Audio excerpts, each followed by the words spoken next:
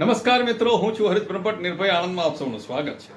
મિત્રો, ભારતની જ પ્રગતિ રૂંધવામાં અને છબી ખરડવાની અંદર જો સૌથી મોટો ફાળો હોય ને તો ભારતના જ નાગરિકો અને ઓફિસરોનો છે, બીજા કોઈનો નહીં. આપણા અહીંના ભારતના સંવિધાનનો, કાયદાના રખેવાળનો, અહીંના ઓફિસરોનો, અહીંના પોલીસોનો, આ લોકો ઉપરથી તદ્દન જે ડર હતો એ ડર નીકળી ગયેલો છે. લોકો નિડર બની ગયા છે, કશું પણ કરતા અચકાતા નથી.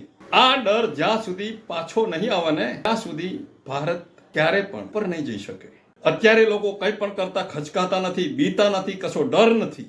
કારણ કે એમને એવું જ છે, પૈસો ફેંકીશું તો દરેક વસ્તુ આપણું થઈ જવાનું છે.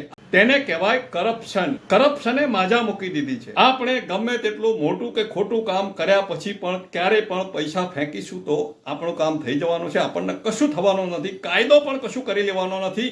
આ એક દરેકના મગજની અંદર આવી ગયું છે અત્યારે. અને તેના જ કારણે તો ક્રાઇમ, ફ્રોડ, બ્લેકમેલિંગ, રેપ અને મર્ડર થઈ રહ્યા છે. લોકોમાં કાયદાનો ડર નથી, કાયદાના રખેવાળનો, પોલીસનો ડર નથી. અમારી સરકારશ્રીને વિનંતી છે કે આ ડર લોકોમાં પરત લાવો.